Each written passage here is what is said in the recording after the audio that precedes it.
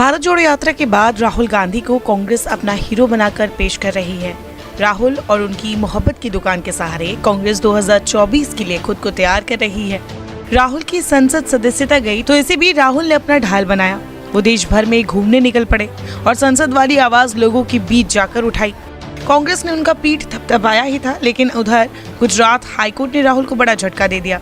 मानहानि मामले में मिली सजा को बदलने के लिए राहुल की तरफ से आई याचिका को ही खारिज कर दिया गया। अब कांग्रेस ने मानहानि के मुकदमे के सहारे राहुल गांधी की मुखर आवाज को बंद कर लोकतंत्र को कमजोर करने की कोशिशों के खिलाफ खड़ा होने की देशवासियों से अपील की है। पार्टी ने बयान जारी कर कहा है कि हम 140 करोड़ भारतीयों से अपील करते हैं कि चाहे उनका कोई भी वैचारिक जुड़ाव हो, इससे परे होकर देश में न्याय और स्वतंत्रता की ताकतों के साथ आकर लोकतंत्र की गिरावट के खिलाफ खड़े हो। मानहानि मामले में राहुल गांधी की सजा पर रोक लगाने के गुजरात हाईकोर्ट के फैसले पर कांग्रेस ने 12 जुलाई को देश भर में मौन सत्याग्रह करने की घोषणा की है। कांग्रेस के संगठन महासचिव केसी वेणुगोपाल की ओर से रविवार को एक बयान जारी कर 12 जुलाई को सुबह 10 बजे से शाम 5 बजे तक प्रत्येक राज्य की राजधानी में गांधी प्रतिमा के पास मौन सत्याग्रह में शामिल होने का आग्रह किया गया है। इसमें कहा गया है कि हमारा मानना है कि सच्चाई और प्रत्येक भारतीय के वास्तविक कल्याण के लिए कांग्रेस की प्रतिबद्धता मुख्य रूप से स्पष्ट है। चाहे बीजेपी आरएसएस हमारे नेताओं के खिलाफ कोई भी रणनीति अपनाए, भारत ऐसी फांसीवादी ताकतों को ज्यादा दिनों तक टिकने नहीं देगा। राहुल गांधी की लोकसभा सदस्यता रद्द करने को राजनीतिक साजिश का हिस्सा करार देते हुए वेणुगोपाल ने कहा, राहुल गांधी नरेंद्र मोदी के नेतृत्व वाली बीजेपी सरकार के सबसे मजबूत और मुखर विरोधी रहे हैं। बेहद सफल भारत जोड़ो यात्रा के बाद राहुल गांधी ने लोकसभा में एक ऐतिहासिक भाषण दिया, जिसमें प्रधानमंत्री मोदी और अडानी ग्रुप के बीच अपवित्र संबंधों का खुलासा किया गया। इसका नतीजा ये हुआ कि बीजेपी ने उन्हें संसद से अयोग्य घोषित करने के लिए अपनी गंदी चालें चली।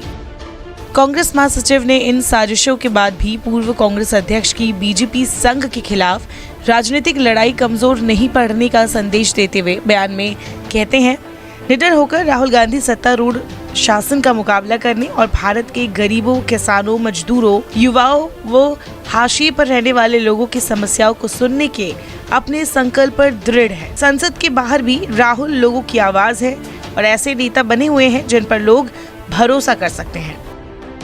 वेणुगोपाल ने कहा कि इसी वजह से न केवल कांग्रेस जन बल्कि पूरा देश राहुल गांधी को गलत तरीके से अयोग्य करार देने के बदले की कार्रवाई के खिलाफ आक्रोशित है।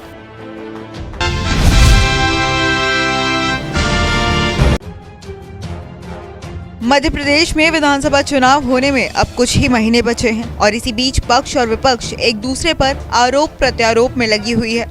ऐसे में कांग्रेस पार्टी के उज्जैन जिले के बड़नगर विधानसभा के विधायक मुरली मोरवार का एक वीडियो सोशल मीडिया पर काफी वायरल हो रहा है, जिसमें उन्होंने बीजेपी पर दल बदल के लिए आए ऑफर के बारे में बताया है। विधायक की माने तो उन्हें कांग्रेस छोड़ने के लिए कमरे भर नोट और राज्य मंत्री पद का ऑफर दिया गया था। कांग्रेस विधायक मुरली मोरवार ने मंच से बोला कि बड़नगर विधानसभा में कांग्रेस पार्टी को जनता ने और जनता को पार्टी ने बहुत कुछ दिया है। 1.5 साल हमारी सरकार रही, लेकिन कुछ लालची लोगों ने उसे गिरा दिया। दोस्तों, मैं आपको बताता हूँ कि 40 से 45 करोड़ का मुझे भी ऑफर दिया गया। कहा था आपको राज्य मंत्री बना देंगे, एक कमरा नोटों से भर जाएगा, लेकिन मैंने ऑफर को ठुकरा दिया। मैंने कहा 2 कमरे भी भर जाएं तब भी नहीं आऊंगा। मेरे जैसा व्यक्ति अगर बीजेपी ज्वाइन करेगा तो यहाँ के कार्यकर्ताओं पर क्या बीतेगी, यहाँ की जनता पर क्या बीतेगी।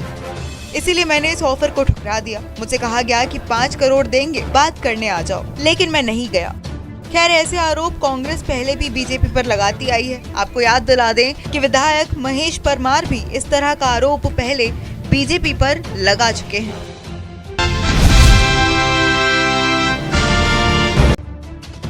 महाराष्ट्र में अजीत पवार के शिंदे सरकार में शामिल होने के साथ शुरू हुई सियासी उठापटक जारी है। वहीं अजीत पवार के एनडीए में जाने के साथ ही महाराष्ट्र की सियासत में आगे क्या होगा, हर किसी के मन में यही सवाल है।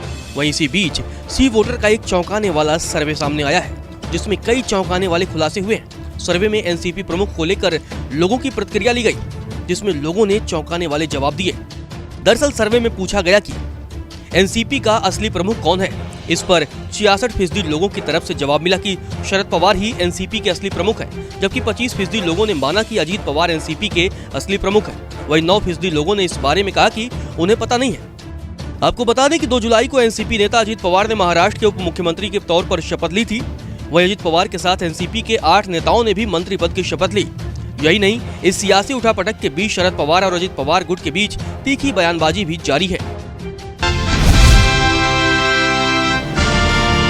वरिष्ठ पुलिस अधिकारी, ये राज्य स्तरीय कॉन्फ्रेंस है, ये बहुत ही महत्वपूर्ण है।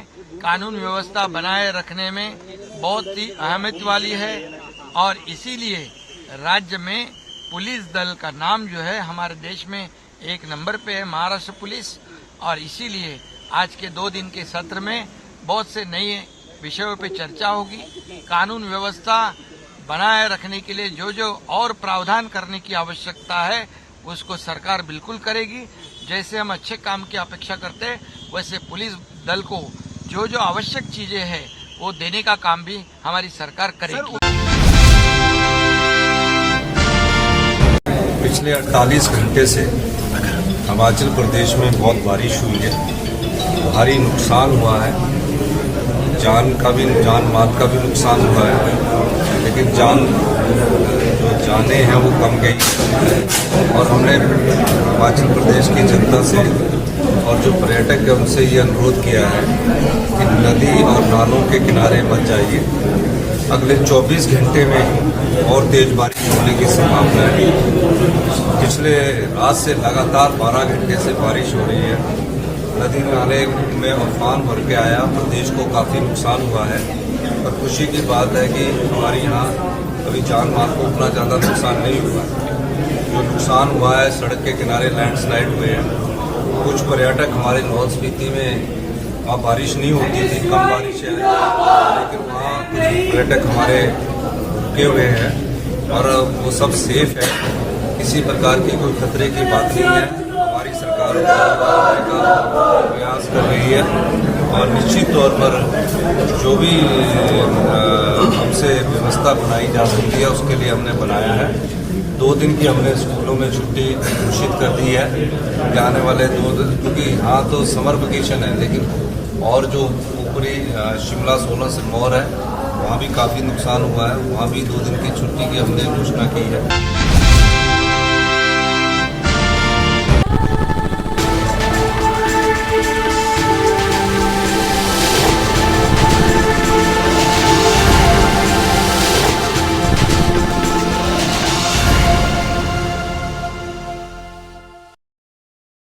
बच्चा चोरी की वारदातें आजकल कुछ ज़्यादा ही हो रही हैं।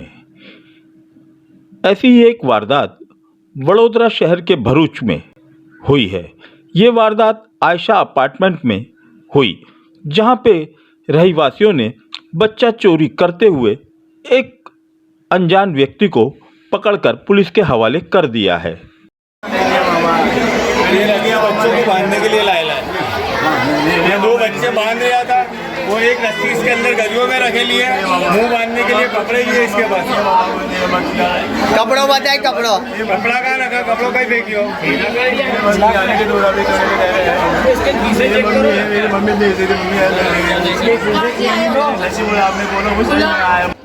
ये अभी 1 कलाक पहले बच्चे खेलते थे और गैलरी में ने एक अनजाना व्यक्ति घर में घुस के बच्चे को ले जाने के लिए उचका और सबने बुमाबुम करी। हमारी नज़र पड़ी तो हमने वो बच्चे को ले लिया और वो छोकरियों के पीछे भागा और जाके कोने में छुप गया। ये विस्तार का नाम क्या है? ये विस्तार का नाम है दूनी गढ़ी असलम कोटर के सामने आयशा कॉम्प्लेक्स।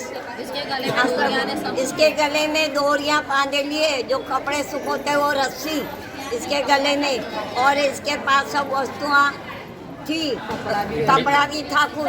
इसके लिए पुलिस को तुमने जानकारी दी? तो हमने पुलिस को जानकारी है और हमने पुलिस धारे हाथ रखा है और उसको लेके गए। पहले कितने बच्चों को उसने यहाँ पर से और कितने बच्चों को इसने उचके होंगे वो हमें पता नहीं है, उसकी जानकारी आप पुलिस हाथ जारी करें। अरे यहाँ से कितने बच्चों को वो उचक के जा रहे थे? ये लड़के को उठाया और ये लड़की का हाथ पकड़ के और भाग रही।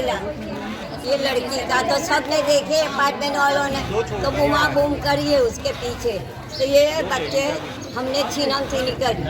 बच्चे की कौन होते हो तुम? बच्चों के कौन हो तुम? मैं बच्चे की फुप्पी हूँ। ऐसी ही कई घटना चोरी की वारदातें पहले भी हो चुकी हैं। हम तो बस यही चाहेंगे कि आप सतर्क और सावधान रहे ताकि आपके मासूम प्यारे बच्चों को कोई आपसे जुदा ना कर सके। ब्यूरो रिपोर्ट, फोकस हिंदुस्तान के लिए।